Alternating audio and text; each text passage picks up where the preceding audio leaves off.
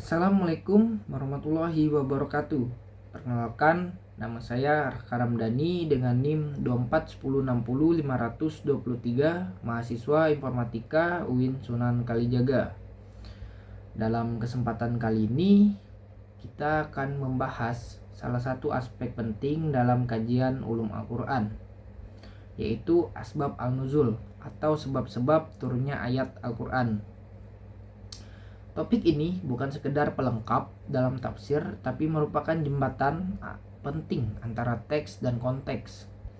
Mari kita telusuri bersama apa itu asbab al-nuzul dan bagaimana cara mengetahuinya serta apa fungsinya dalam memahami wahyu. Kita masuk ke bagian pertama, yaitu pengertian asbab al-nuzul. Secara bahasa, asbab berarti sebab-sebab dan al-nuzul berarti turunnya wahyu. Jadi, asbab al-nuzul adalah sebab-sebab atau latar belakang turunnya ayat-ayat di dalam Al-Quran.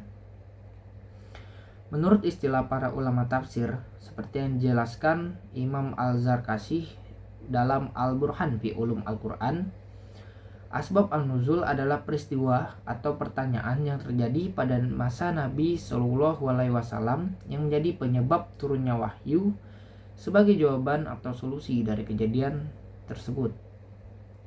Dengan kata lain, asbab an-nuzul memberikan konteks historis dan sosial terhadap turunnya suatu ayat. Kemudian kita masuk ke bagian pentingnya mempelajari asbab al-nuzul. Mengapa kita harus memahami asbab al-nuzul? Karena dengan mengetahuinya, kita yang pertama memahami makna yang sebenarnya dari suatu ayat. Misalnya, kata-kata yang nampak umum bisa jadi ditujukan kepada kasus tertentu.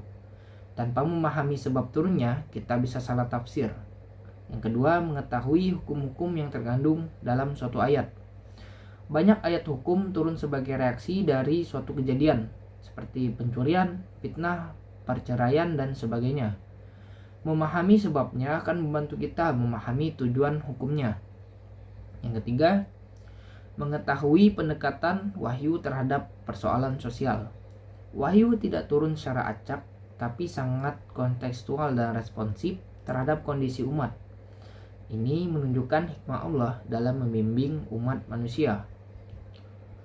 Imam Al-Suyuti dalam kitab Al-Itqan fi Ulum Al-Quran berkata, barang siapa tidak mengetahui asbab al-nuzul, maka ia akan keliru dalam menafsirkan Al-Quran. Kemudian kita masuk ke bagian contoh ayat dan asbab al-nuzulnya. Agar lebih jelas, mari kita lihat beberapa contoh nyata.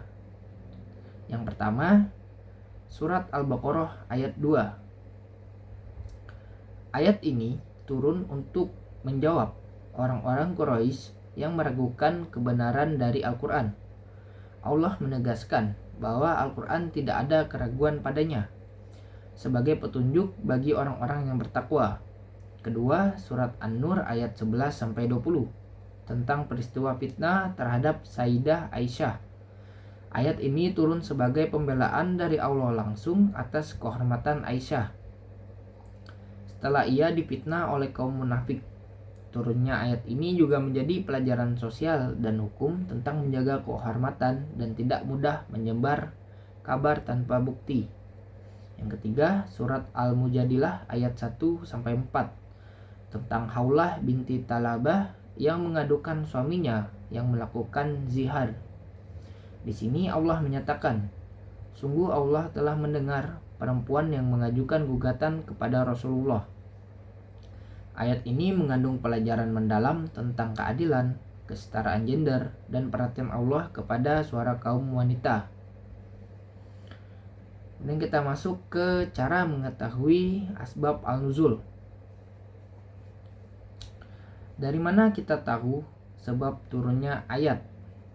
Tentu bukan dari dugaan atau akal-akalan, tetapi dari riwayat sahabat dan tabi'in yang melihat langsung atau mendengar dari Rasulullah Shallallahu Alaihi Wasallam.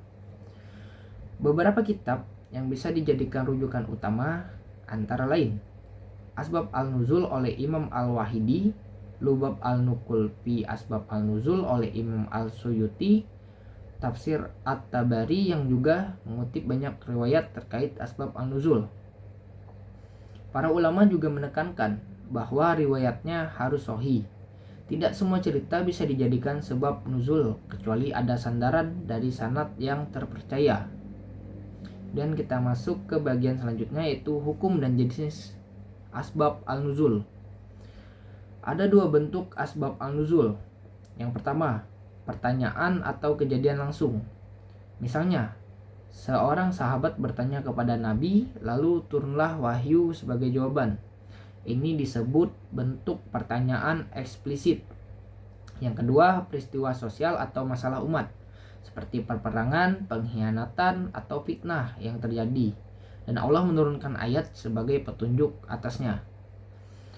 Hukum mempelajarinya adalah fardu kifayah bagi umat Islam dan fardu ain bagi ahli tafsir agar tidak salah dalam memahami kandungan ayat.